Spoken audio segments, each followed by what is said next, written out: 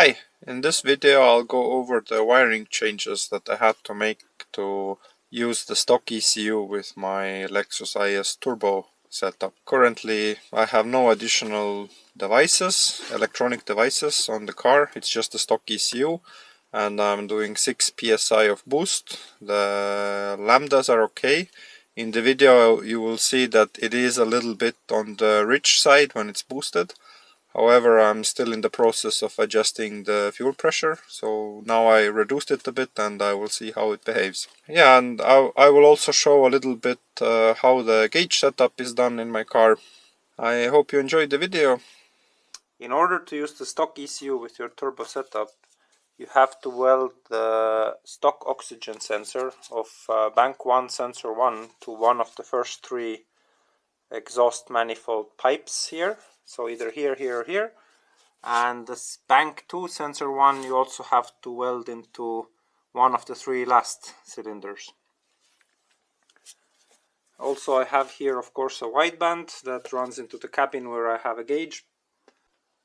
After changing the intake pipes to the final form, which is very nice, I got the lambda error.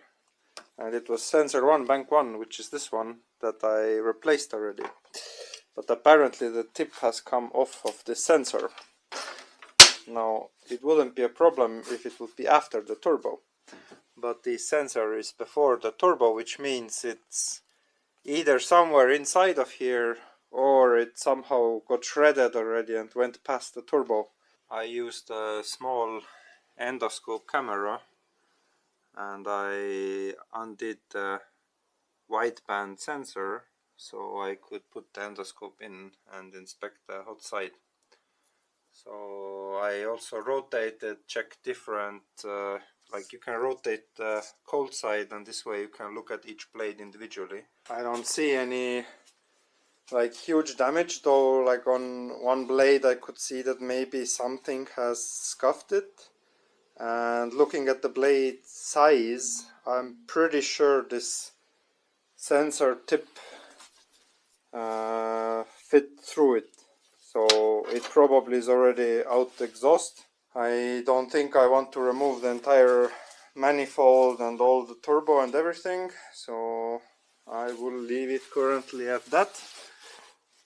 In order to use only one secondary oxygen sensor, so in this case I'm retaining the stock ECU and I don't want any cells, but I have only this one oxygen sensor, which is bank 2 sensor 2, so it was the one that's under the car all the way back there under the passenger seat basically.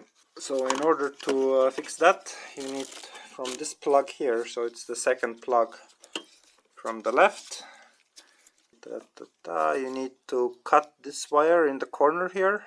It has gray and white, and you need to splice it to the wire that's one below the white wire, and the other side you can insulate. And then the second one that you need to splice is this green black and red white with gray dots.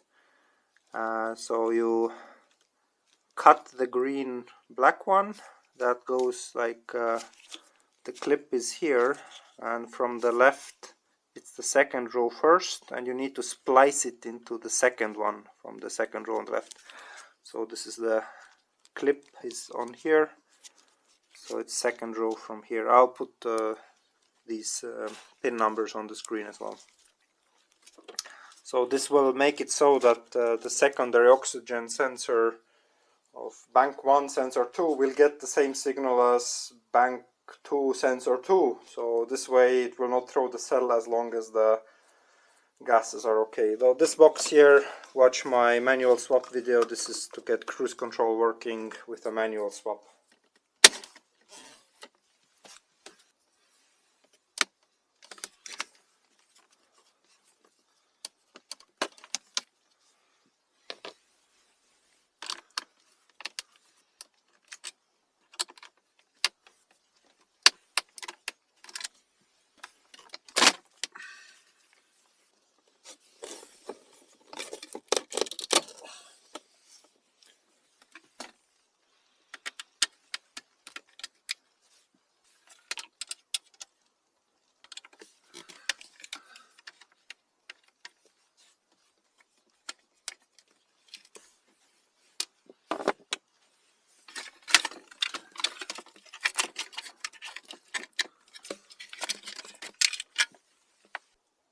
want to put my gauges in this navigation unit of the center console, and the touchscreen you can get out pretty easy.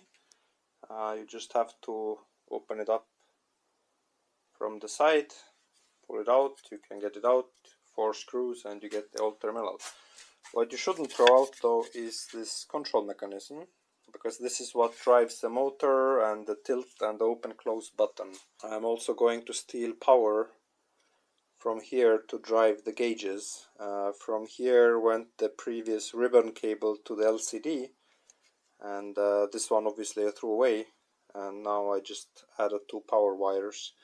So it's pin number 25 and pin number 14 of this bigger connector here. Later I'll put this cover back, put the wires through here, and this way I'll have power wires inside of here. And yeah, and for the vacuum gauge you can put the vacuum line through here, so you can have a boost gauge inside of this. I opened up the dashboard, took out this, and since I know this fit, I used this to create new drawings on here, and I added 15 millimeters to each side so I can fold it, which makes the screen be a bit deeper inside. The main problem is that these AAM gauges, oh yeah, they're so flat, but like they come out like 2 centimeters. It's ridiculous. If you look at like some random boost gauge, then this comes out like maybe half a centimeter. These AEM ones are shit in that sense. Anyways, I'll try to create it out of aluminium because this was just a mock-up, so we'll see how it works out. I'll cut it out and try to bend the edges.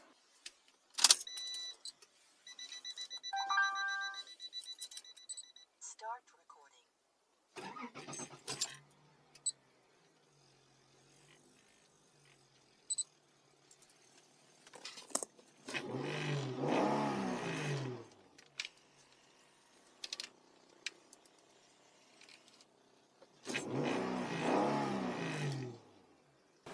And here you can see this up close, the L shape that I made. So because these gauges are pointing out, and otherwise when you try to close it the gauges would hit this rim here. So that is why it needs to be recessed towards the inside. If you put an LCD you won't have this problem, but these gauges are like that. I know the gauge setup I didn't film in detail, I was just very busy making it, but I'm sure anyone who wants to replicate this will be able to do so.